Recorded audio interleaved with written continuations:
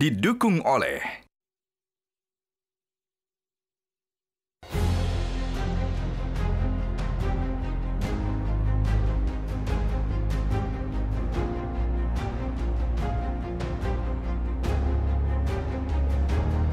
Kita mengikuti acara groundbreaking SPPG ya Pak di Provinsi Lampung. Gimana Pak? Semakin optimis bahwa dan tak lupa kami mengucapkan terima kasih kepada seluruh hadirin dan tamu undangan yang telah hadir pada acara. Saya lihat tadi dari semangat para Kapolres, bahkan ada satu tadi yang saya lihat baru satu kali mulai tapi langsung bangun 3. Baru satu kali Pak, langsung 3 SPPG. Jadi langsung 3. Jadi saya kira ini menunjukkan bagaimana semangat mereka untuk mendukung program SPPG ini. Semangat dan bahkan tadi juga ada yang dari daerah-daerah begitu ya Pak, seluruh Polres ini tersebar merata Pak. Oke, Pak Kapolri habis ini ada kegiatan apa Pak? Baik, jadi ini sebentar lagi kita akan melaksanakan bakti kesehatan, dan juga bakti sosial untuk masyarakat di sekitar wilayah Bandar Lampung ya. Di Bandar Lampung, masih dalam rangka Hari Bayangkara ke-79. Pak Kapolri, izin habis ini kita bisa wawancara lebih dalam ya Pak terkait dengan program-program Polri. Oke. Baik, terima kasih Bapak, selamat melanjutkan aktivitas. Terima kasih Bapak. Terima kasih. Silakan.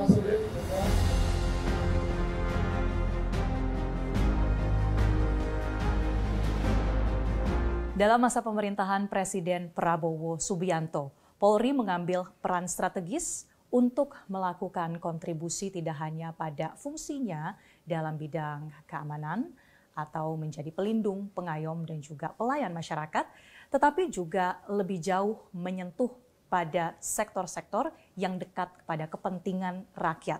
Misalnya pada ketahanan pangan dan juga penguatan sumber daya manusia lewat pendidikan. Dan hari ini kita akan menggali lebih dalam seperti apa peran tersebut, kemudian apa saja tantangan yang dihadapi, serta visi besar Polri dalam menjalankan peran tersebut. Dan hari ini sudah hadir bersama kami dalam special interview. Bersama saya Marcelina Tumundo, dan kami berkesempatan untuk mewawancarai langsung Kepala Kepolisian Negara Republik Indonesia, Bapak Kapolri, Jenderal Polisi Listio Sigit Prabowo. Pak Kapolri, selamat malam. Selamat malam, Marcel. Terima kasih Bapak atas waktunya.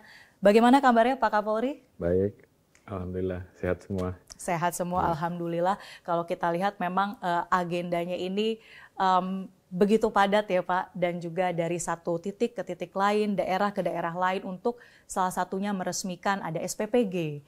Dan ini kita masih dalam bulan, kalau bisa saya katakan bulan Bayangkara begitu ya Pak, di mana 1 Juli kemarin adalah Hari Bayangkara ke-79.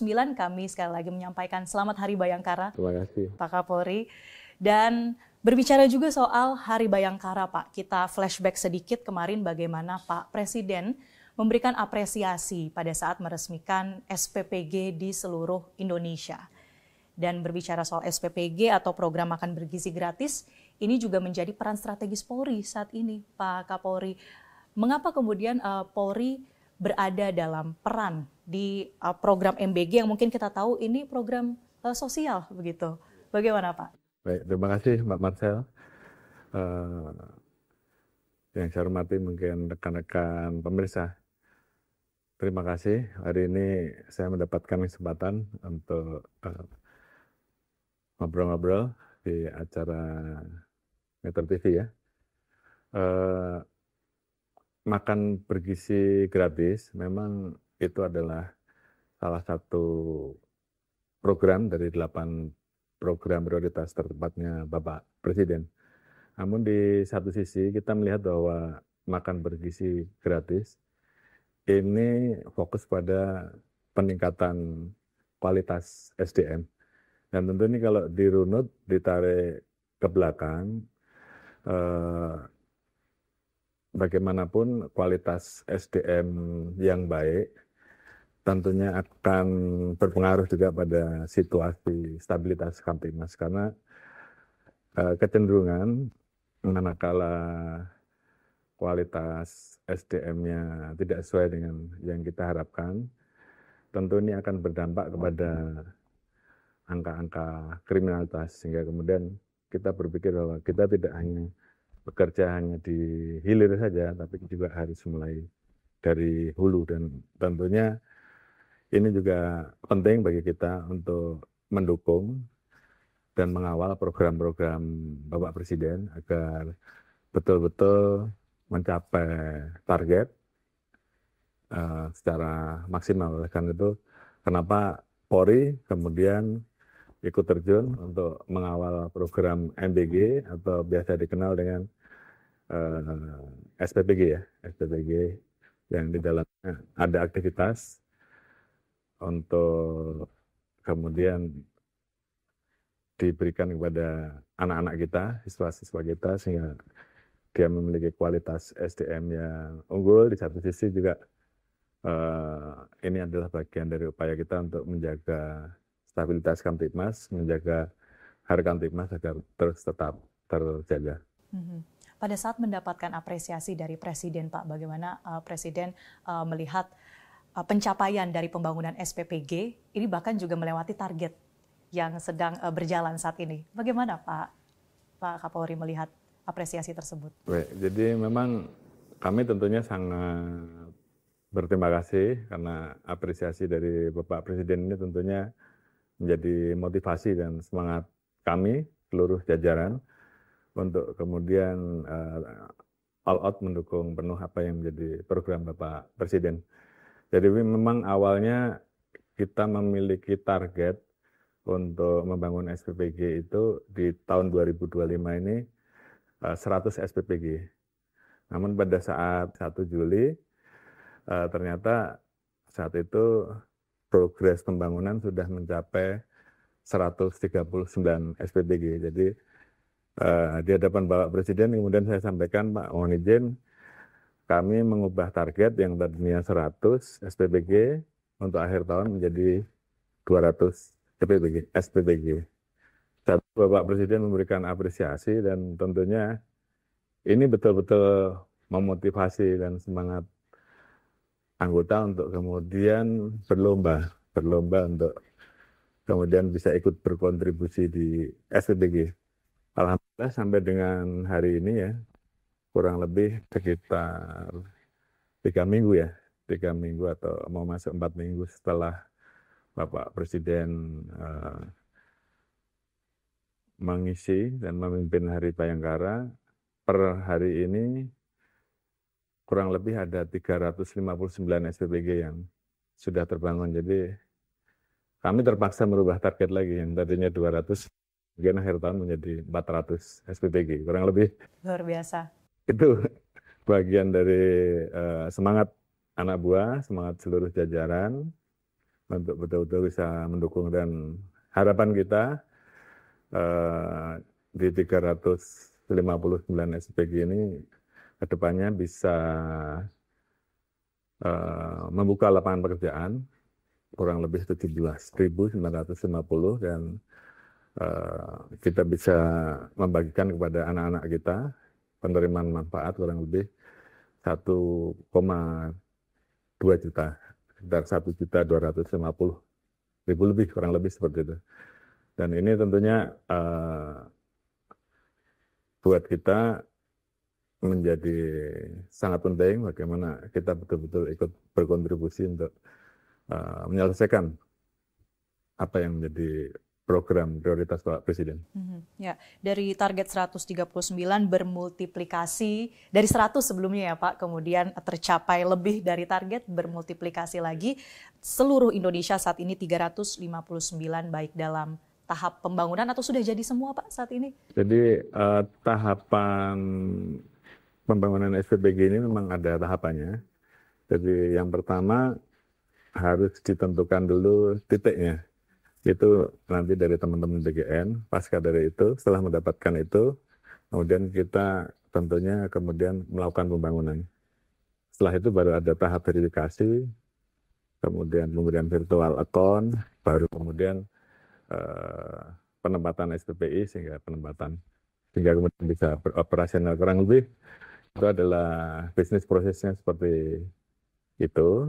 Namun yang utama yang SPPG yang kita miliki ini juga memiliki kekhasan karena kita ingin agar pada saat kita distribusikan itu dalam kondisi fresh,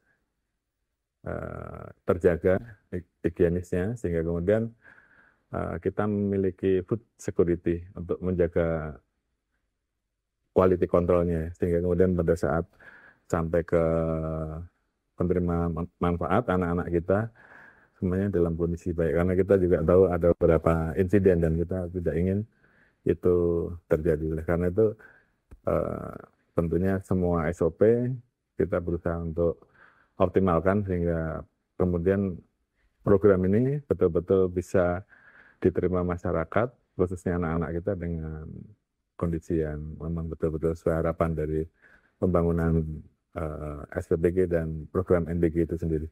Iya, memastikan kualitasnya baik, tidak lagi terjadi hasil evaluasi seperti yang mungkin saat ini sudah berjalan, dan distribusi, aksesibilitas, semuanya ini tercakup ya Pak dalam program MBG SPPG lewat Polri? Jadi pada saat penentuan satu titik SPBG, jaraknya harus tercapai dalam kurun waktu tertentu, dan alhamdulillah sampai dengan saat ini tentunya kita terus melakukan pengecekan, evaluasi apakah sesuai atau tidak, dan kita turunkan Babin Kamtibmas untuk ikut mengecek ke sekolah-sekolah termasuk polisi RW, sehingga kemudian kita yakin bahwa antara perencanaan, distribusi, dan sampai di lokasi semuanya dalam kondisi sesuai dengan standar yang ditentukan oleh MBG. Baik, terkait distribusi, bagaimana setiap langkahnya ini sudah memenuhi standar dari SPPG untuk pemenuhan makan bergizi gratis. Ini masih erat kaitannya Pak dengan bagaimana ketahanan pangan. Tadi Pak Kapolri menyebutkan food security yang juga menjadi program prioritas Pak Presiden.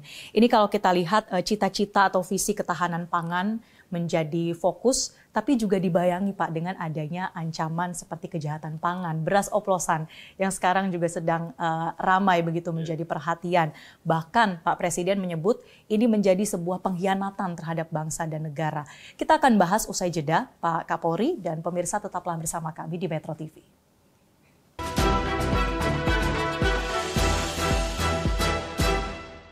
Didukung oleh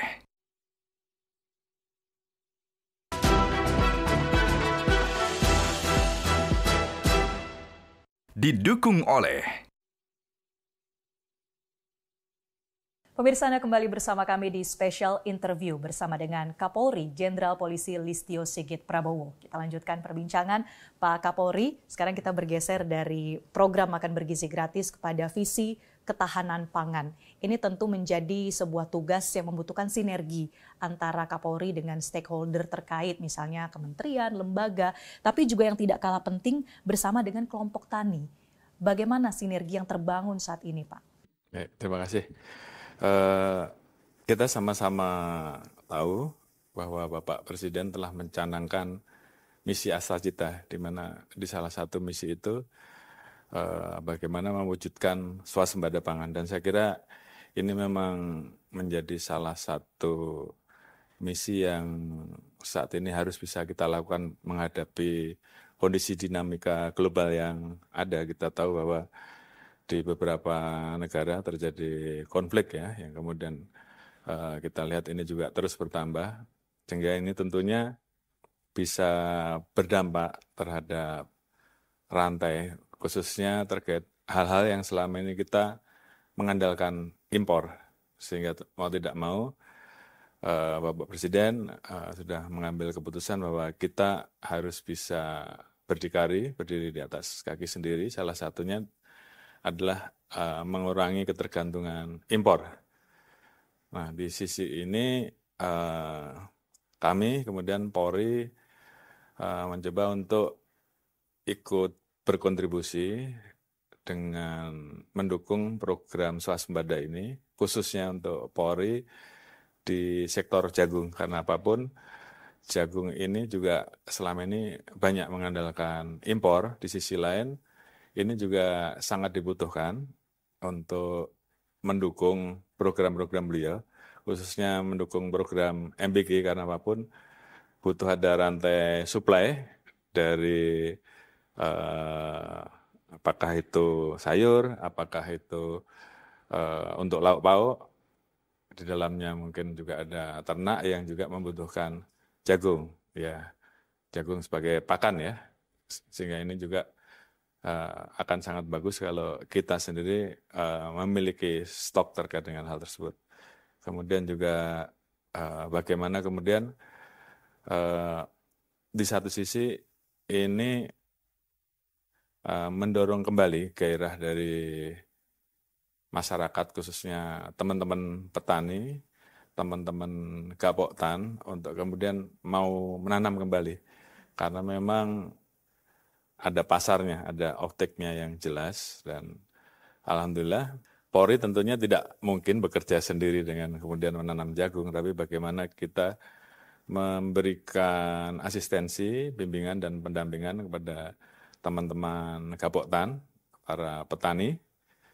Jadi saat ini kita melakukan kegiatan mulai dari pembinaan terhadap kelompok masyarakat, kelompok petani, dan ada kurang lebih 46.076 kelompok petani binaan Polri yang melibatkan kurang lebih 858.924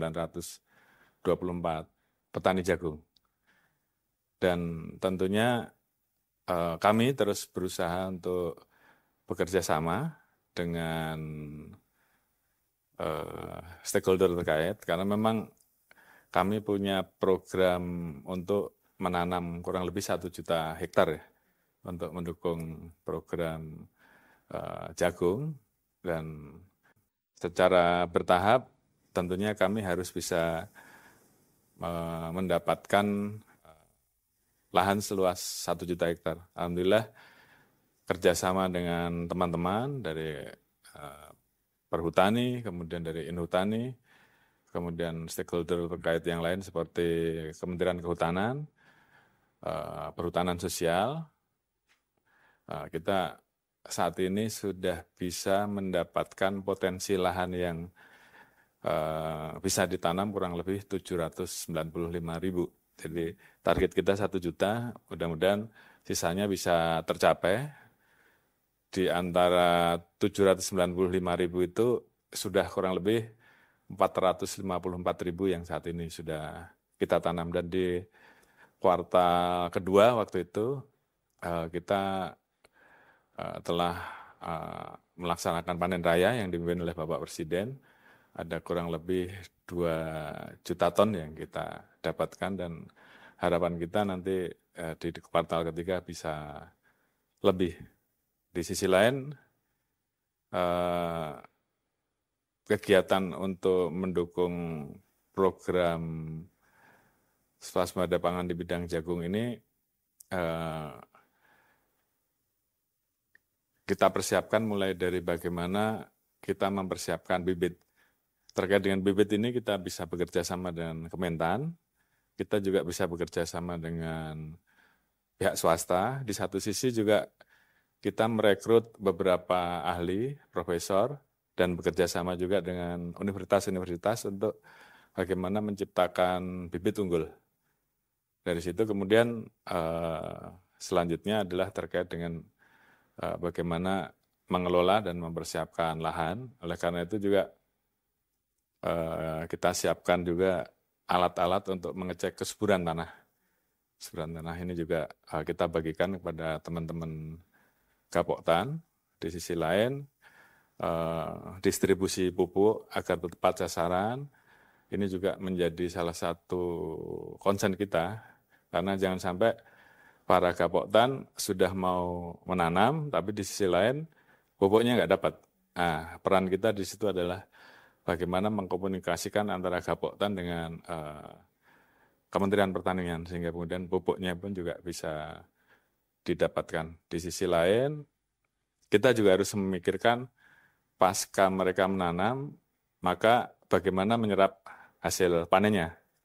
Oleh karena itu, Bulog tentunya menjadi salah satu solusi untuk menyerap, karena pemerintah juga sudah menetapkan harga yang cukup bagus menurut saya.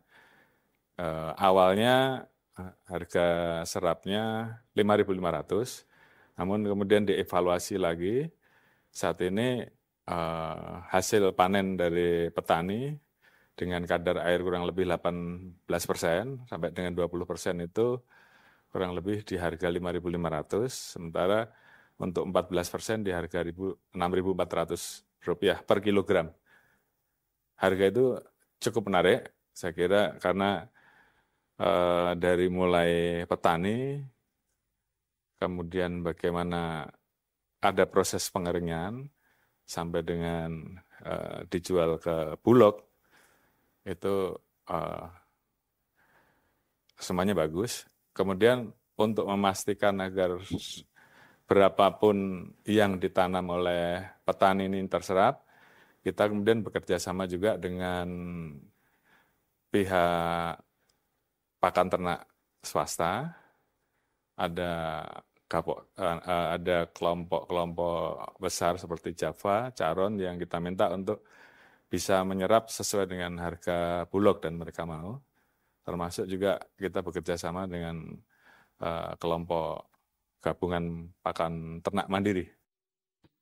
Dan ini rata-rata pada saat kita ajak bicara, mereka siap untuk menyerap berapapun hasil panen dari petani.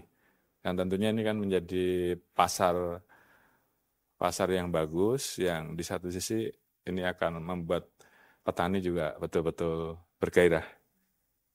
Di luar itu, kami juga mencoba untuk mencarikan pasar-pasar baru, salah satunya di wilayah-wilayah perbatasan, seperti kemarin di Kalimantan Barat, kita coba untuk mereka bisa ekspor.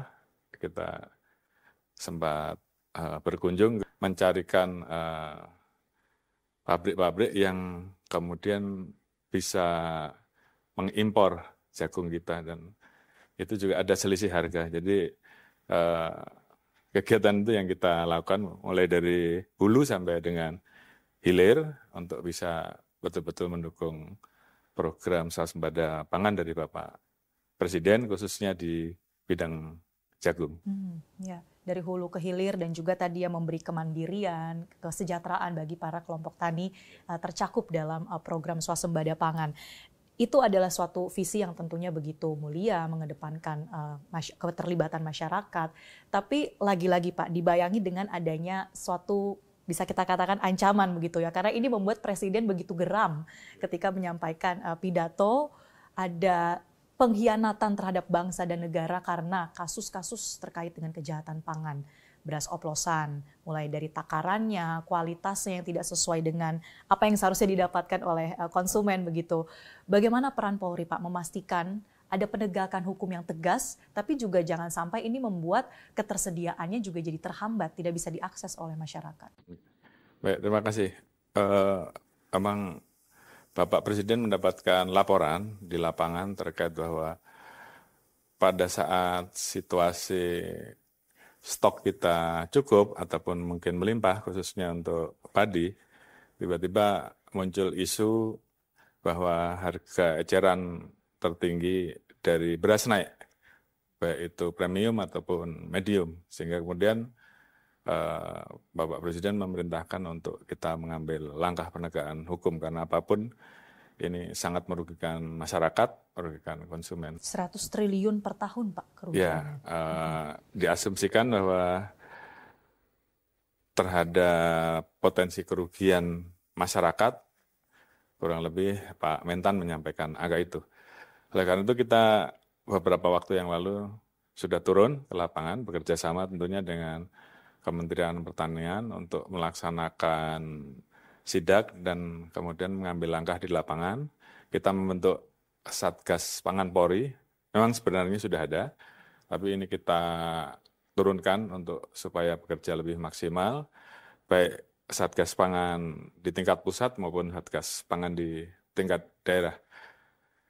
Dari hasil investigasi bersama dengan Mentan, yang kita lakukan dari tanggal 6 sampai 23 Juni beberapa waktu yang lalu, kita dapatkan kurang lebih 268 sampel dari 212 merek beras. yang saat ini sedang kita lakukan pendalaman.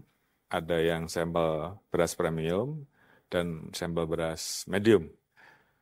Dan pada saat kita lakukan pendalaman di laboratorium, kita temukan bahwa tidak sesuai dengan standar beras yang ditentukan. Ada yang tidak sesuai dengan SNI, kurang lebih ada 71 sampel. Kemudian tidak sesuai dengan SNI dan harganya juga di atas harga eceran, ada 139. Kemudian 3 beras premium, SNI-nya tidak sesuai, beratnya juga tidak sesuai dengan yang dituliskan di kemasannya. Jadi tentunya ini yang memang kemudian membuat geram masyarakat saya kira ya. Kemudian ada juga yang tidak sesuai SNI, HET-nya juga tinggi dan kemasannya juga tidak sesuai. Nah, saat ini kita sudah melakukan penegakan hukum, mulai dari upaya kita.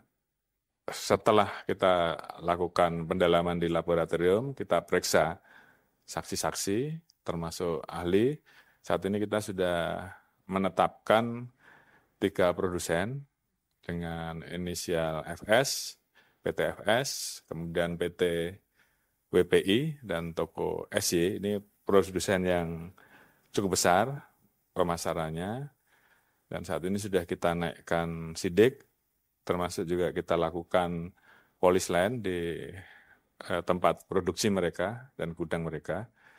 Dan alhamdulillah pasca dari kegiatan yang kita lakukan, kita mendapatkan laporan bahwa harga-harga yang tadinya di atas HET untuk di wilayah pasar-pasar retail, pasar modern saat ini sudah turun. Pertama pada saat kita melakukan langkah turun 60%, saat ini sudah mulai turun lagi, turun kembali seperti HET di 80%, 90%.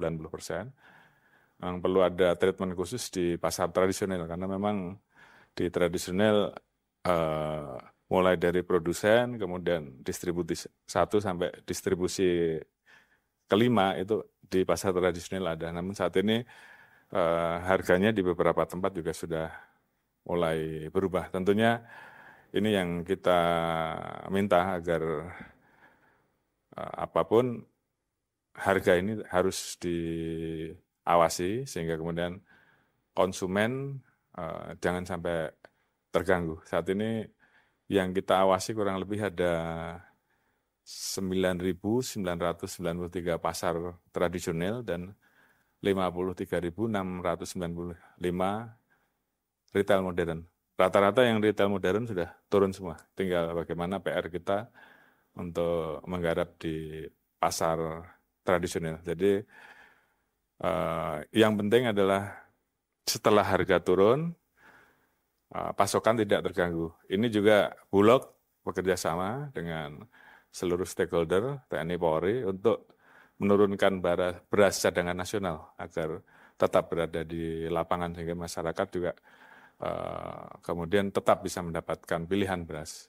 Termasuk ke depan memastikan agar sebentar lagi kita akan masuk ke panen ya. Panen berikutnya ini dari hasil hitungan di lapangan setelah kita tanya ke beberapa provinsi pada saat kita berkunjung, kemungkinan akan meningkat dibandingkan dengan panen sebelumnya. Sehingga ini pun juga harus dipastikan bahwa semuanya terserap. Dari sisi petani juga kemudian terserap, produsen juga kemudian mau menyerap, dan terakhir nanti pada saat dilempar ke konsumen juga konsumen mampu membeli. Sehingga kemudian mungkin ke depan, tapi ini ranahnya di Menko Pangan, akan diatur harga baru mungkin, sehingga kemudian tidak ada lagi ke depan kenakalan-kenakalan, kemudian berusaha mengambil untung yang berlebihan sehingga mengakibatkan masyarakat rugi, negara juga rugi. Yang utama adalah semuanya progres bisa berjalan dengan baik, swasembada terwujud, Di satu sisi harga terjangkau dan kenakalan, kecurangan yang ada juga bisa kita minimalisir. Mungkin itu yang ke depan akan dilakukan. Ya, kata kuncinya tentu harus tetap optimis ya Pak, bisa mencapai swasembada pangan. Nah, saya juga bicara soal swasembada pangan ini pernah melihat Bapak ketika menggarap begitu atau menabur benih jagung begitu Pak pada saat itu di Grobogan. Tapi ternyata Pak Kapolri ini bukan hanya menanam benih jagung, tapi saat ini sedang menanam benih-benih unggul SDM kita, terutama anak-anak muda lewat pendidikan. Kita akan bahas Pak terkait dengan ada 2 sekolah yang telah diresmikan oleh Polri, yaitu Kemala Taruna Bayangkara dan juga ini Global Darussalam Academy. Kita akan bahas selengkapnya, pemirsa tetaplah bersama kami di Special Interview.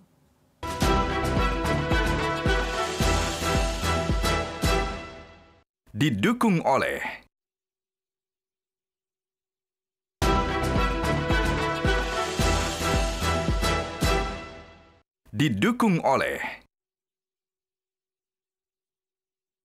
Anda masih bersama kami di Special Interview bersama dengan Kapolri Jenderal Polisi Listio Sigit Prabowo. Kita akan lanjutkan perbincangan dan kali ini bagaimana peran Polri untuk masyarakat dalam bidang pendidikan. Pak Kapolri, pada 20 Juli 2025 ya Pak, meresmikan ada 2 SMA, yaitu Kemala Taruna Bayangkara dan juga Global Darussalam Academy. Ini sebetulnya inisiatif yang seperti apa Pak? Apa yang akan menjadi pembeda dari 2 SMA ini dengan mungkin bagaimana sistem pendidikan saat ini Pak? Oke, terima kasih. Yang pertama, Indonesia saat ini sedang menghadapi puncak bonus demografi yang akan terjadi di tahun 2030 sampai dengan 2035. Dan saya kira momentum bonus demografi ini kan hanya terjadi 1 kali di setiap negara. Sehingga Indonesia, kita semua tentunya memiliki kepentingan bahwa momentum bonus demografi ini jangan terlewati dan kemudian kita tidak bisa memanfaatkannya dengan baik, sehingga kemudian harapan dari Bapak Presiden dan juga seluruh masyarakat kita, bagaimana kita bisa memanfaatkan bonus demografi dan melompat menjadi negara maju, ini kan tentunya cita-cita kita bersama. Oleh karena itu, Bapak Presiden kemudian sangat fokus saya lihat di bagaimana membangun kualitas SDM. Salah satunya adalah beliau membangun desain sekolah unggulan. Sekolah unggulan yang memang dipersiapkan untuk mencetak calon-calon generasi muda yang nanti diharapkan betul-betul bisa mengisi pada waktunya nanti di tahun 2040, 2045 pada saat Indonesia mencapai Indonesia emas. Oleh karena itu, ini perlu dipersiapkan dari awal. Terkait dengan hal tersebut tentunya Polri, kita ingin berkontribusi. Karena sebenarnya kami, Polri juga selama ini memiliki yayasan Kemala Bayangkari yang bergerak di bidang pendidikan, ada 693 sekolah sebenarnya selama ini yang sudah berjalan. Namun ini sekolah biasa, bukan sekolah unggulan. Jadi fokus di vokasi, ada juga yang sekolah biasa, mulai dari TK. Nah, khusus untuk SMA unggulan ini, karena ini masuk 20 atau 40 desain besar Bapak Presiden, kita terpanggil untuk ikut. Sehingga kita bisa ikut mencetak dan mempersiapkan generasi-generasi muda yang memang betul-betul unggul. Oleh karena itu kami bekerja sama dengan Yayasan Pendidikan Kader Bangsa, kemudian membentuk sekolah unggulan dengan nama SMA Kemala Taruna Bayangkara.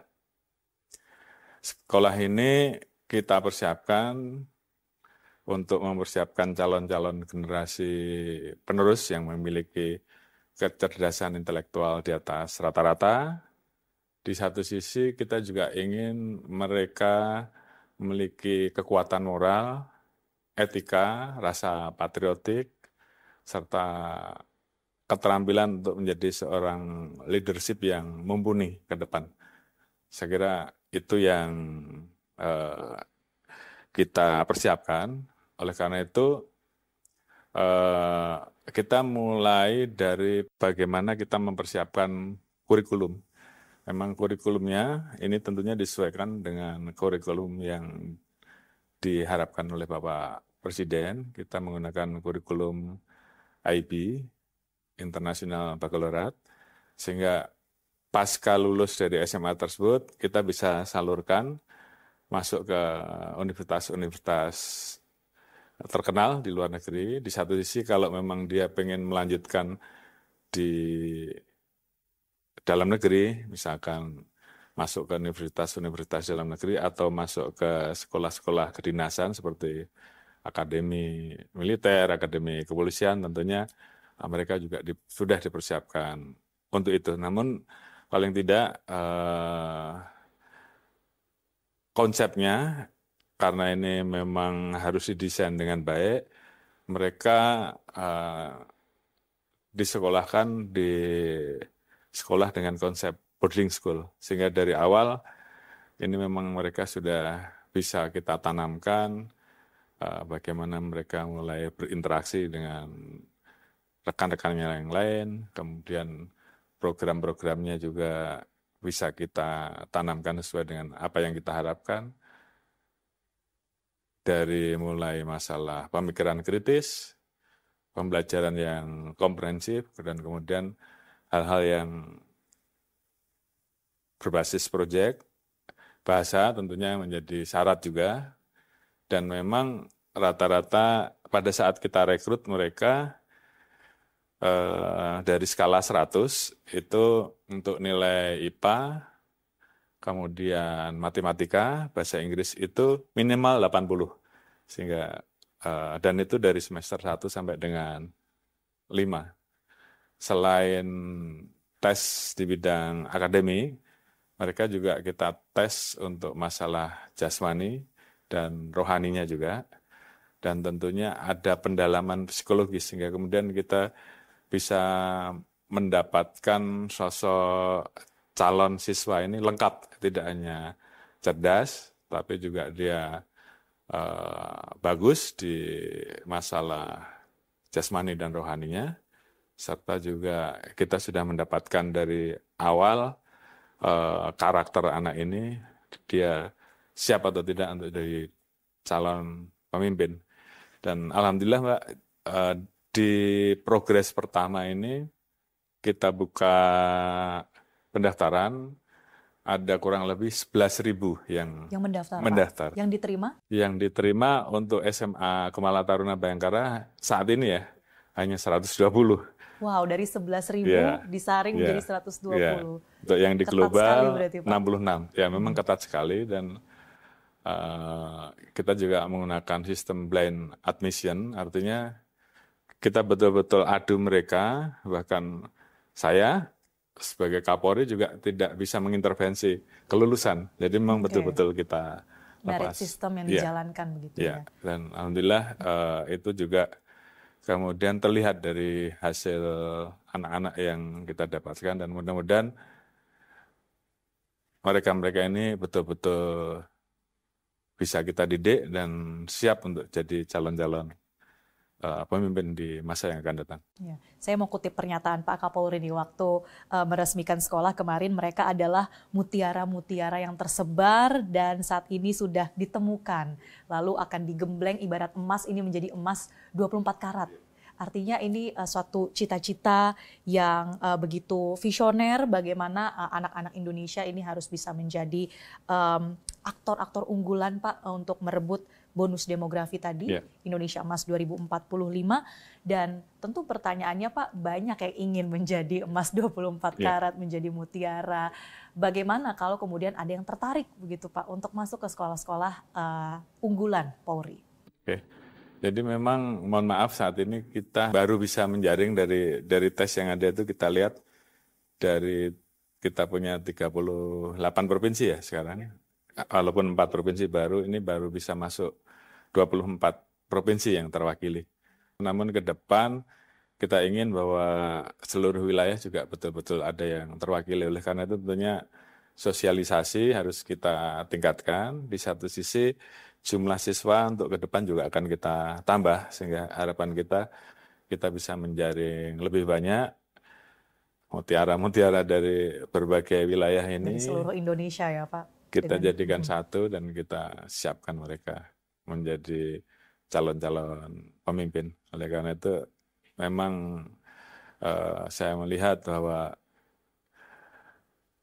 ini terdiri dari berbagai macam suku, kemudian latar belakangnya juga ada yang berangkat dari masyarakat biasa, ada juga yang mungkin anak orang terpelajar, semuanya menjadi satu. Dan kita lihat semangat mereka sama, kompak, dan mereka ingin berprestasi. Ini yang harus kita dorong. Ya, kita harapkan bisa terus menjaring bagaimana anak-anak yang unggul dalam sekolah-sekolah Polri. Pak Kapolri, tidak terasa sudah begitu banyak yang kita bahas. Terima kasih Pak Kapolri, Jenderal Polisi Listio Sigit Prabowo sudah memberikan waktu dan juga penjelasan yang begitu komprehensif bagi kami. Dan tentu kita harapkan Pak dari penjelasan tadi masyarakat bisa lebih lagi memahami bagaimana peran Polri seperti dalam Hari Bayangkara bahwa Polri untuk masyarakat, begitu ya Pak. Dan juga tentunya Polri bisa terus adaptif Pak di tengah berbagai tantangan di Indonesia ataupun bahkan tantangan global seperti yang tadi Pak Kapolri jelaskan. Sekali lagi terima kasih Pak Kapolri, sehat selalu dalam menjalankan segala tugasnya. Terima kasih Pak. Terima kasih. Dan pemirsa, demikianlah jumpa kita dalam special interview untuk kali ini. Mewakili rekan-rekan yang bertugas, saya Marcelina Tumundo pamit undur diri. Terima kasih dan sampai jumpa. Metro TV. Jelajahi cara baru mendapatkan informasi. Download Metro TV Extend sekarang.